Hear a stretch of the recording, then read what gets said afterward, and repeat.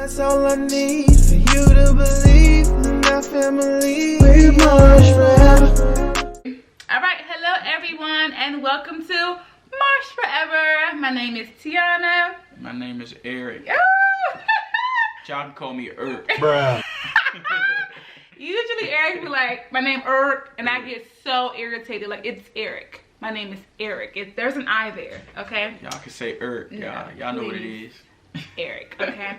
Alright, so Erik and I officially accepted an offer on our house. Out of 16 offers, this offer really like shined out of all of them. Yeah. So we wanted to make a video to help you guys figure out what things you can do to make your offers stand out in this competitive market. So when we first, I think this offer was number 5 that we saw, and our realtor instantly was like, I think this is the one. I really like this one. Yeah, we had 16 offers, by the way, yeah, guys. we had 16 offers, but this one was like the 5th one, and we kind of knew it was going to be it when we saw it. And so we want to share some of the things that was in that offer that could help you stand out amongst your competitors. Yeah. So we have 5 tips that we're going to share, and Erik's going to start it off with the first one. Yeah, the first one, uno. The most important one. Yes.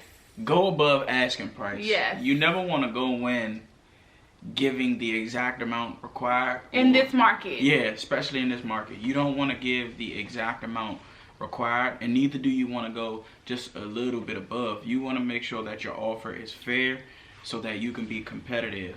Another thing that you want to do is check the comps in the area. What are the other houses selling for in your neighborhood?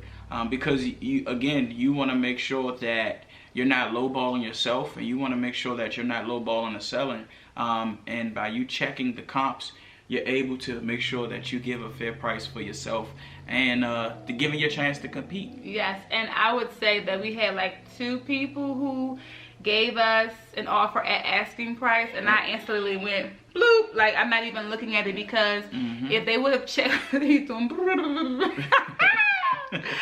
if they would have checked the comps in the area, they would have seen that a house sold like $5,000 above what we listed our house as, and our house was way bigger and way more updated. So you didn't check the comp, so next. Okay. Yeah.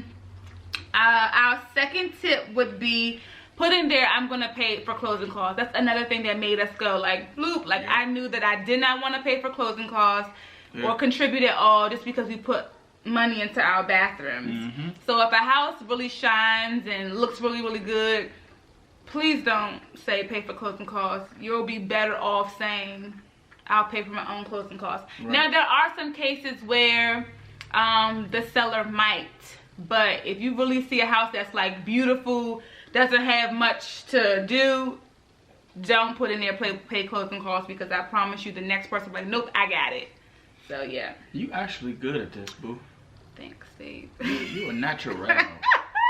Alright, tip 3, escalation clause. What the escalation clause does is it pretty much allows you to outbid your competition pretty much. So say if someone pays $430 for your house. Offers $430. Yeah, offers $430 for your house. What this clause would do is allow you to not only outbid them, but you outbid them by saying, hey, if your highest bid is $430, then I'm going to pay you $437. And pretty much it gives you more room again to compete. Yeah. That way you can have your chances of receiving that house that you want. Right. So basically, let's say for our person, I'll do different numbers. Yeah. But okay, let's say our person said they wanted to pay $100,000 for our house, but their escalation clause said that they will match the highest bidder and pay $1,000 more, but the cap was $150. So let's say they said they'll pay $100,000. Another person said $130,000. That means they will go up to $130 and then add X amount, and theirs was to add $1,000. So we then countered at $131, and they accepted that offer. So that is basically the overall concept of the escalation clause, and I didn't even know that was a thing. So I learned that this go round. That was tip number 3. Yeah. Okay. We got 2 more. We're doing 5. So this is tip number 4, and this is like an appraisal addendum clause section notes. I don't know what it's called. We probably should have asked Miss Nikki. But basically, because people are bidding like crazy amount or offering crazy amounts, not all the time it will appraise for that amount, right? So let's say you go in and say, I'm bidding $1 million, but the appraiser say this property is only worth $900,000.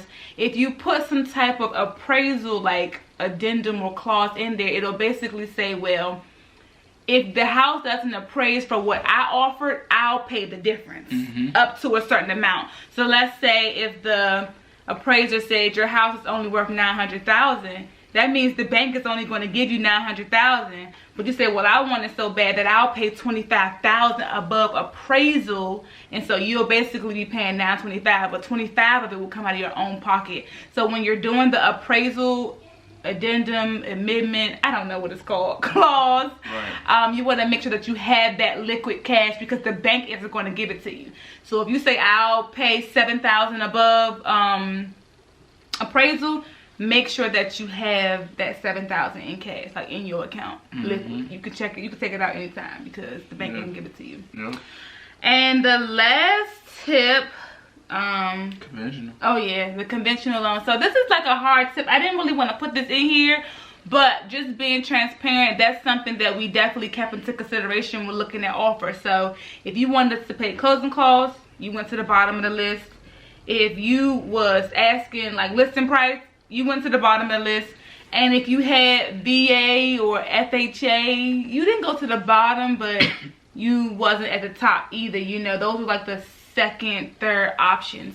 And the reason why we were trying to stay away from, I guess, FHA in particular, is because their appraisers are much more strict, and they will nitpick every little thing and drive down how much the bank is going to give you. So let's say somebody offered $550, and the appraiser was like, oh, this house only worth $530.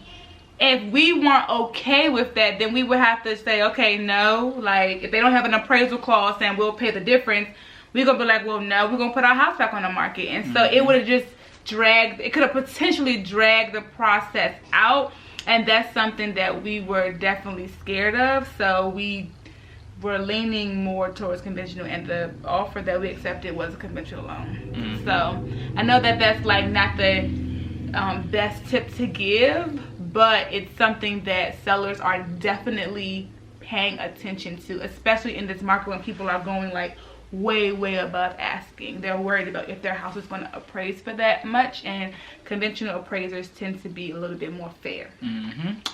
So that is all the tips we have. We hope that this helps somebody be able to get their offer accepted in this competitive market.